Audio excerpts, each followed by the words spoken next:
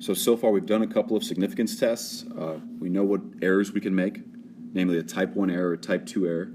And these notes are going to be not only about errors, but also about something new called the power of a test. So which error is it that goes with type 2? So if you remember the saying that we had, it was fail to reject, right, with a little Roman numeral 2. So you fail to reject the null when the null was actually false. So that would be the error, right? The null was actually false, so we should have rejected it, but we failed to reject. The first part here says, when performing statistical inference, can you use your calculator? You absolutely can. So for this section, the command would be one prop z-test, right? A one proportion z-test command. The really nice thing is this counts, like for an AP grader, this counts as you naming the test. So if you say, I use the one prop z-test command, they'll count that as you naming the test. So when you do that, right, when you use your calculator, just make sure to note the p-hat, right, the sample proportion, the test statistic, which is a z-score, and give the p-value. And the nice thing is the calculator actually outputs all three of these things when you use one prop z-test. Are there any drawbacks? Well, just keep in mind there's no partial credit. So if you pick the wrong test or you type in the wrong values, you aren't going to get any partial credit. That's going to be totally incorrect. So definitely be careful with that. If you're someone that likes to do the work by hand and then check with a calculator, that works. Just make sure you give one answer at the end of the day, right? Don't give two answers, just give one. Personally, I'm a fan of the calculator on the do step because all we have to do is get the test statistic, give the p-value, we should be in business. All right, so back to the topic at hand. What is the power of a test? So this is something new. The power of a test is actually a really good thing. So the power is equal to the probability of avoiding a type 2 error. Great, right? It's always nice to avoid making an error. So another way to say that would be the probability of making the correct decision when the alternative is actually true, right? The probability that you supported the alternative when the alternative was actually true. That's a good thing.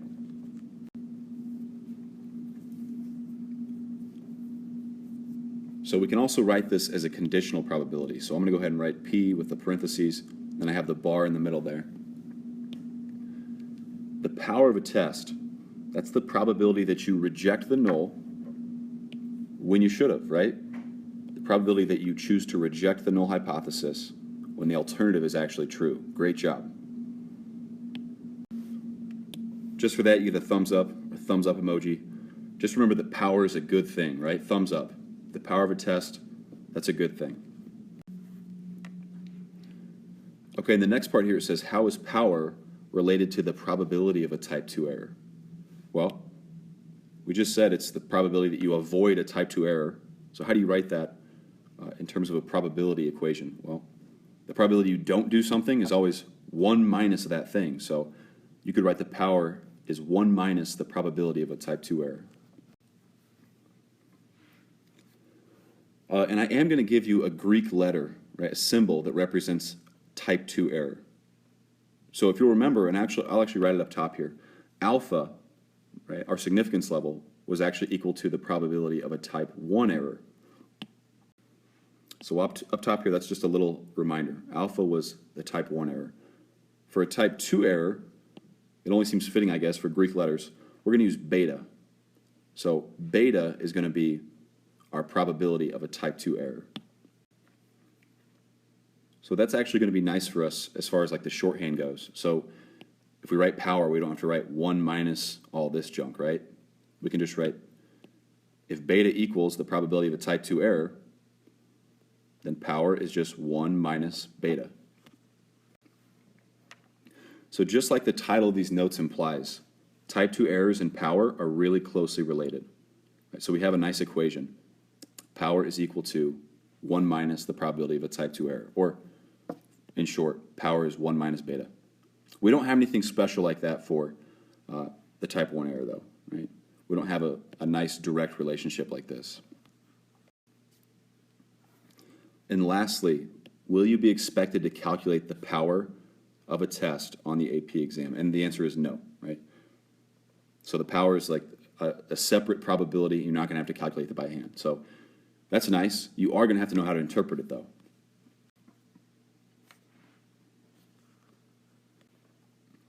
And this should help you do that. Just remember that power is a good thing. In fact, it's like the opposite of making an error, right? It's the probability you don't make a type 2 error.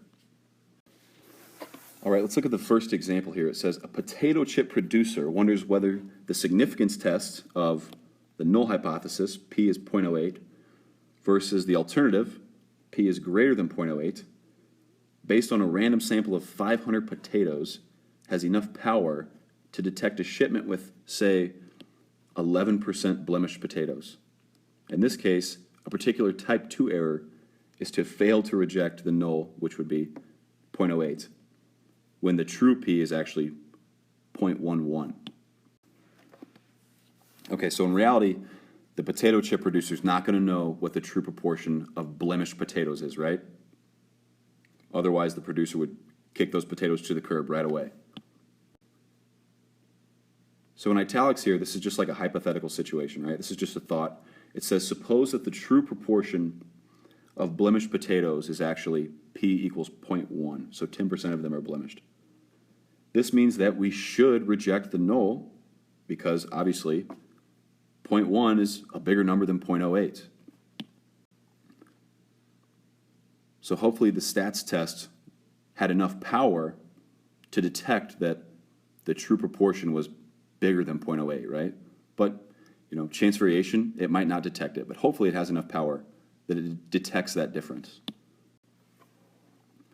So for our purposes, we're going to use these two hypotheses, right?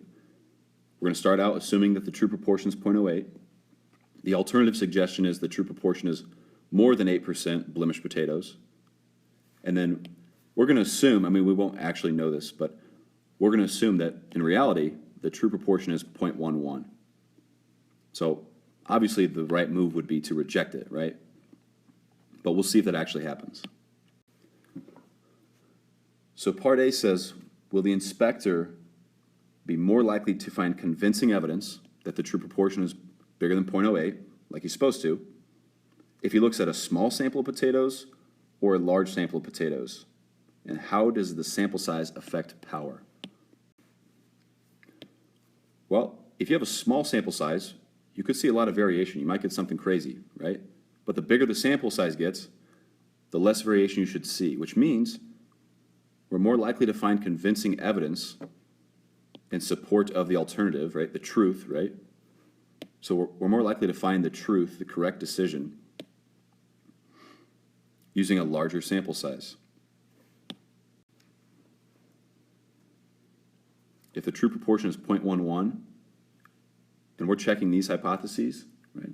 If we have a large sample, it should be closer to the true proportion. But if you have a small sample, you might get something small, which means we might fail to reject the 0.08 number. So a larger sample definitely helps us to make the right decision, which means if we increase the sample size, we increase the power of the test. We increase the power of the test. So hopefully the inspector has the time and resources to inspect a large enough sample. That way that difference would be able to be detected.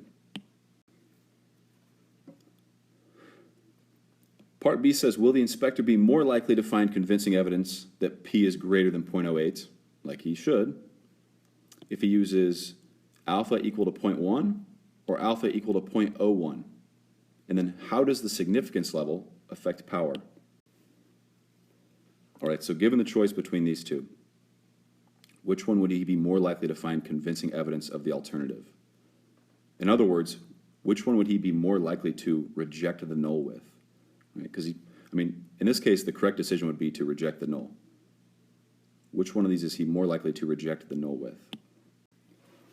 Well, definitely you're going to have a lot of p-values, a lot more p-values below this number than below this number. So the alpha equal to 0.1 would reject a lot more. So it would be much easier to reject a null hypothesis with a larger alpha level. So we can say the greater the alpha level, the more likely we are to reject the null hypothesis, whether it's right or wrong, right? Like, yeah, we might make a type 1 error, but we're not talking about that right now. So the greater the alpha level, the more likely we are to reject the null, which means an increase in alpha, our significance level, increases power. So we've got sample size increases power, and now a larger alpha means you'll increase the power because you're more likely to reject the null.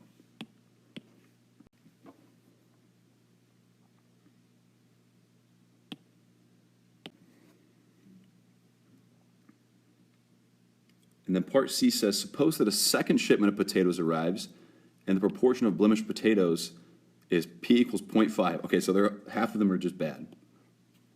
Will the inspector be more likely to find convincing evidence that the true proportion is bigger than 0.08 for the first shipment, where the true proportion was 0.1, or the second shipment of potatoes, where apparently half of them are bad?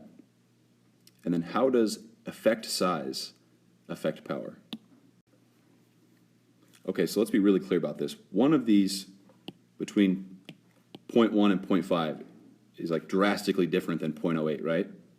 So let's make that clear. P equals 0.5 is much farther above 0.08 than 0.1 is. So it seems like if he starts sampling potatoes out of this one, right away, something's going to be amiss. So for the inspector using 0.08 for the null hypothesis, the second shipment, which is the one where half the potatoes are bad, is much more likely to give us convincing evidence against the null, right? Which means if we're going against the null, we support the alternative claim, which is the true proportion is greater than 0.08.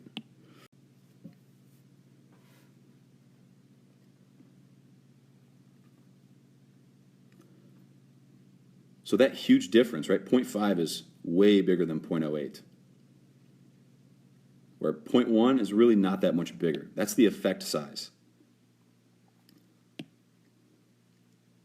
So the effect size is the difference between the hypothesized value, right, like 0.08 from the hypotheses, and the truth. So we have this huge effect size from 0.08 to 0.5. We are way more likely to reject the null than if we compare 0.08 to 0.1. So how does that affect power? Well, we can say the larger the effect size, well, the more likely we are to reject the null, so the more power we have.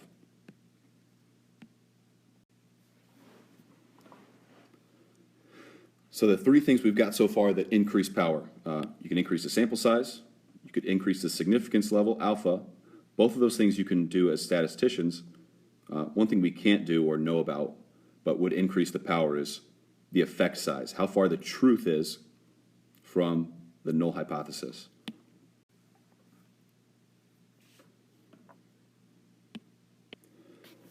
Okay, so beyond those things, is there anything else that affects power? Remember, power is a good thing. It's the probability you reject the null hypothesis when you were supposed to, when the alternative was true. And one thing I want to point out is there anything else that we haven't mentioned that affects power? Yeah, in general, just being a good statistician. And what do I mean by being a good statistician?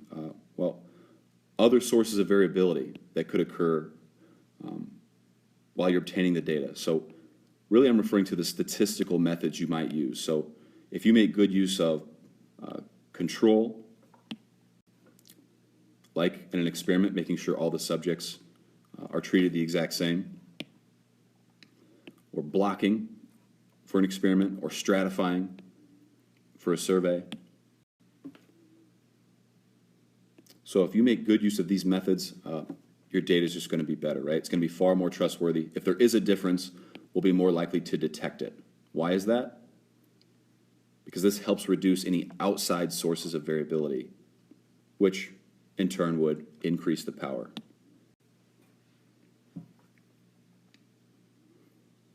So in other words, if you do your best to eliminate any confounding variables, right, we'll be able to detect a difference in like the two treatments. So that means we've increased our power. We can detect a difference if there actually is one. All right, part E. Suppose that the true proportion of blemished potatoes is P equals 0.11. If alpha equals 0.05, we'll go ahead and tell you. The power of the test is 0.76. You don't even have to calculate it. There you go. The power of the test is 0.76. On the other hand, though, you have to interpret this value. So you have to know what it means. You have to interpret it. Okay, so let's write this as a conditional probability. The power of a test. That's the probability that we reject the null when we were supposed to, right? The probability that we reject the null given that the alternative was true. And apparently in that case, it's 0.76. Okay, here's the thing. If the true P is 0.11, right, we obviously should reject the null. Because 0.11 is obviously bigger than 0.08. So this means there's a 76% chance that we actually make the correct decision here, right? So how do we interpret it? So given that the true proportion of blemished potatoes is 0.11 in reality, so basically I'm referring to this right here. So given that the true proportion of blemished potatoes is 0.11, in other words, the alternative is true, there's a 76% chance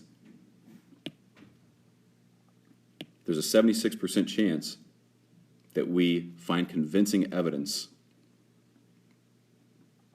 that the true P is greater than 0.08. In other words, that we reject the null hypothesis. So that's like rejecting H naught.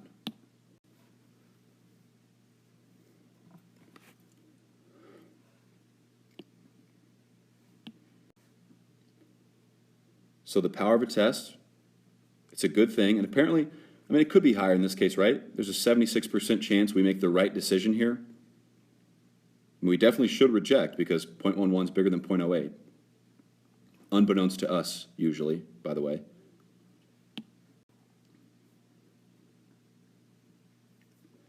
So under those circumstances, right, given that the true proportion, right, the alternative is true, there's a 76% chance that, in other words, we reject the null.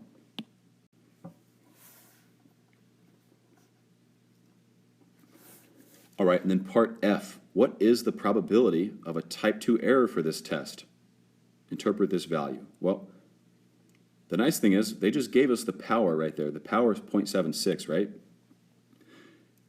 And early on we said the power is just equal to 1 minus the probability of a type 2 error. Well, if the power is 0.76, we can substitute that and solve for this probability of a type 2 error. So there's 0.76. Subtract 1 on both sides. The probability of a type 2 error, we should be looking at 0.24. Basically, what's the leftover from 1, right? 0.76, 0.24 for a type 2 error. So we've actually got experience interpreting type 2 errors. So we fail to reject. So we could say the inspector has a 24% chance of, well, he's not going to reject this blemished batch of potatoes, right? So in other words, he has a 24% chance of keeping a shipment that actually has over 8% blemished potatoes. So 24% chance of failing to reject when he should have, because the alternative was true, right? This just says that statement in context.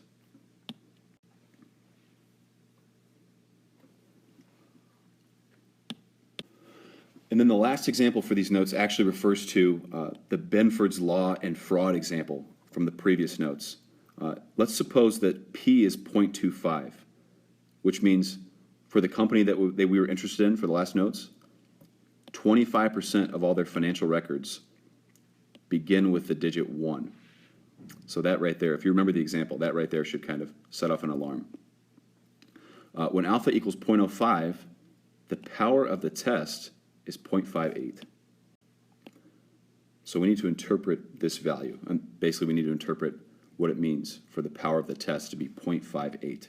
Well, remember, the power, that's just the probability that you reject the null when you should, because the alternative is true. In this case, it's 0.58. And by the way, 0.25 definitely means that the alternative is true. I think the null that we were interested in, it was 0.301. So that's far below 0.301.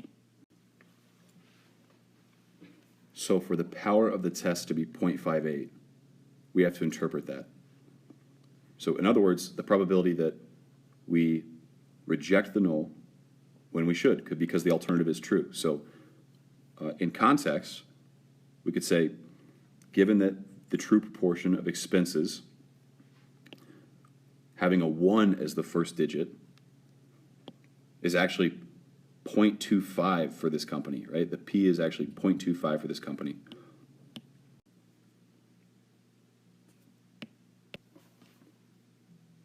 Which is definitely different than the 0.301 we looked at yesterday. So given that the true proportion for this company is 0.25, there's a 58% chance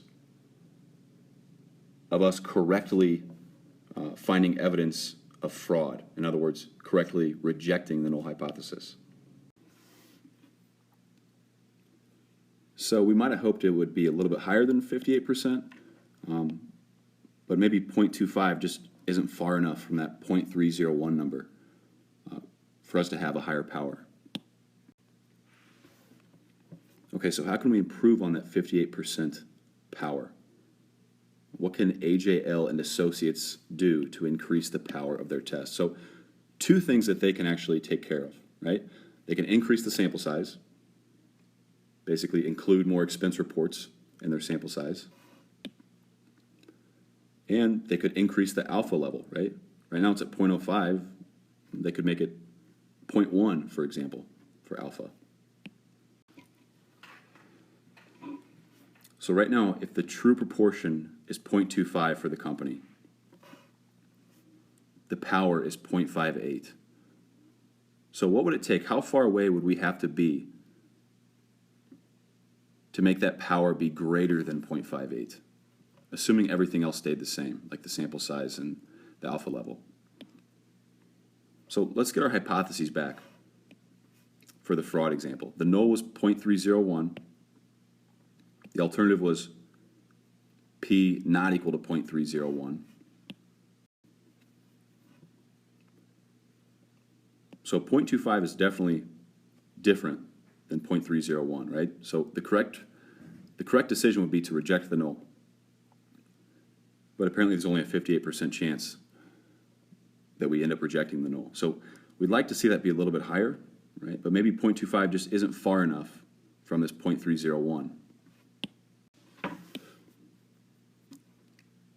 So far we've got this. P equals 0.25 gives us a power of 0.58.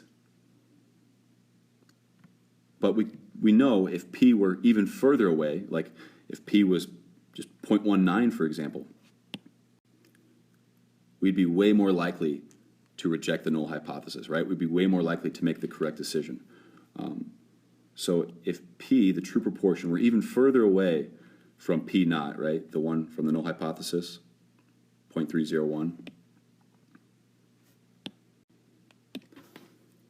then the power would certainly increase. That's like saying 10% of my potatoes are bad versus 50% of my potatoes are bad, right? That 50% was a huge difference. So what we're referring to then is the effect size. So a larger effect size, in this case, would be in both directions. So whether you're really far below 0.301 or you're really far above 0.301s. The not equal to case implies we're going to look at both directions. So we already know if we got a value smaller than 0.25, like I said, 0.19 would give us, would increase our power. But what about the other way? So let's think about a number line for a second. Here's 0.301, and here's 0.25. So can we get an upper bound here as far as the same or even greater power that we had for 0.25? So the null hypothesis said P is 0.301. We got a 58% chance of making the correct decision if the true P is 0.25. What about this value up here? What would the upper bound be? And remember, this should be symmetric, meaning the distance from here to here, right, from 0.301 to 0.25, which is 0.51, should be the same as the distance to the upper bound. Right? It's perfectly symmetric. So if we go 0.51 in this direction, we're actually looking at 0.352 for the upper bound here. So in other words, if you want to get something with greater power than 0.58, then the true proportion P would have to be, well, below 0.25 in this case, or above 0.352. Right? If we all of a sudden saw 50% of the expense reports here had ones as the first digit for this company, that would set off some alarms right away. We would have much greater power. So those are our two boundaries. So the true P would have to be either less than 0.25 or greater than 0.352. So both of those would be further away from 0.301 on both sides to give us even stronger evidence against the null hypothesis. In other words, increasing the power.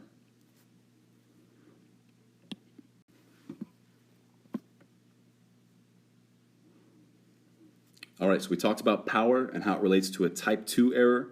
We also talked about type 1 errors a little bit. That seems like plenty of info for these notes, so I'll see you in class.